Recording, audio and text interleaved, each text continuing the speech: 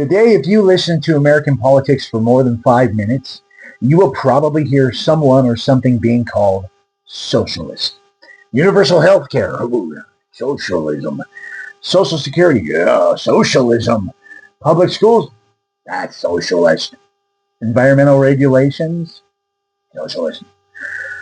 At times, it seems like any government action can be labeled as socialism. But here's the question. When did socialism become such a political insult in America? And perhaps more importantly, does the label actually fit what socialism means? The answer takes us back much further than the Cold War. In fact, some historians argue that it begins in the aftermath of the Civil War. Before we can understand the insult, we need to understand what the word means. Historically, socialism refers to an economic system in which the means of production, the factories, the industries, the major resources, and sometimes even land are owned collectively, publicly, or by workers rather than private individuals. Think of figures like Frederick Engels or Karl Marx or Eugene V. Debs. Their goal wasn't merely government programs, but fundamentally changing who owns economic power. That is the traditional definition of socialism. And by that definition, actual socialism has been relatively small as a political movement in the United States. Historian Heather Cox Richardson argues that the roots of modern American socialist accusation can be found in the Reconstruction era, that period after the Civil War. After emancipation, formerly enslaved black Americans joined with poor white Republicans in supporting things like public schools, infrastructure projects, hospitals, railroads, and other government investments designed to rebuild the post-Civil War South. But former Confederates fiercely opposed these policies. Yet after the 15th Amendment protected black voting rights, those opponents could no longer openly base any of their arguments on race alone. Instead, many began describing Reconstruction programs as attacks on private property, free enterprise, and individual liberty. So according to Richardson, this was one of the earliest moments when policies designed to expand opportunity were portrayed as forms of collectivism or socialism, even though they bore very little resemblance to classical socialist economics. In other words, the attack wasn't primarily against Marxism. It was aimed at government efforts to create a more equal society. By the late 19th century, the accusation expanded.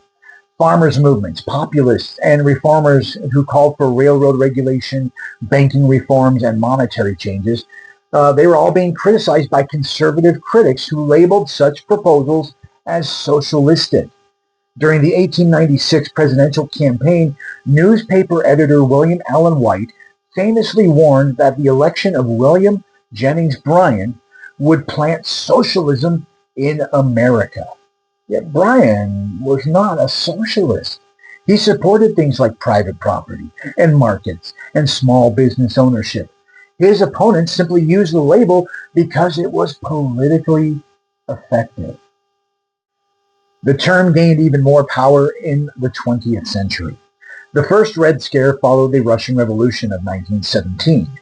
For many Americans, socialism and communism and revolution and foreign radicalism all became linked together. The distinction between democratic socialists, labor activists, communists, and reform liberals often disappeared in public debate. And then came the Cold War. For nearly 50 years, Americans watched a global struggle between the United States and the Soviet Union. During this period, socialism became associated not merely with economic policy, but with America's principal geopolitical rival. As a result, calling someone a socialist carried enormous emotional power. So the label expanded dramatically again during the presidency of Franklin D. Roosevelt. Programs such as Social Security, banking regulation, unemployment insurance, and public works projects were frequently described by critics as socialism. But here's where the definitional issue becomes important. The New Deal did not nationalize most industries. It did not abolish private property. It did not place workers into collective ownership of production. Instead, it created a mixed economy, capitalism with government regulation and social safety nets. Most political scientists and historians therefore classify the New Deal as reform capitalism rather than socialism. By the 1960s through the 1980s, the term had become a staple of conservative rhetoric. Barry Goldwater had warned against what he viewed as socialist tendencies within government expansion. Later, Ronald Reagan frequently argued that liberal programs moved America incrementally closer to socialism. More importantly, many conservatives were not even making a precise academic argument when they used the word socialism. They were using socialism as shorthand for increasing government power, taxation, and regulation, as well as bureaucracy. The definition had broadened considerably from its original economic meaning.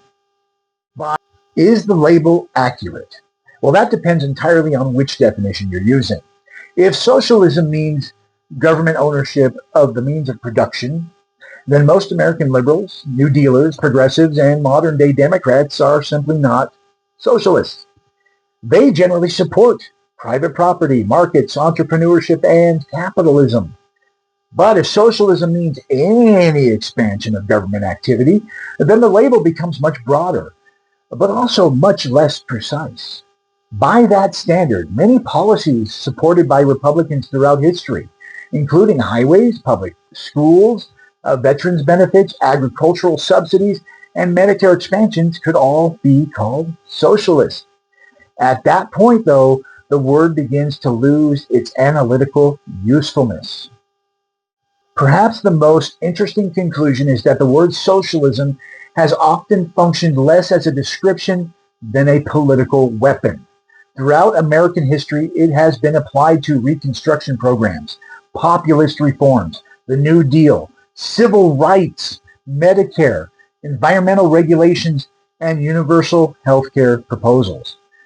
And some of these had little connection to traditional socialist theory. What they all shared was that opponents believed government was becoming too powerful. That's legit. The accusation often told us, though, more about the speaker's fears than the policies themselves. So when did socialism become such an insult in American politics? The answer is probably not at any one moment, but several. The roots may stretch back to Reconstruction, as Heather Cox Richardson argues. The term gained power during the populist era. It became deeply entrenched in the Red Scares and the Cold War, and today it remains one of the most frequently used labels in American political debate. The irony is that many of the policies called socialist throughout American history were not actually socialist in the classical sense, which leaves us with one final question. When politicians use the word socialism, are they describing an economic system, or are they simply describing a government policy that they don't like? Let me know what you think in the comments.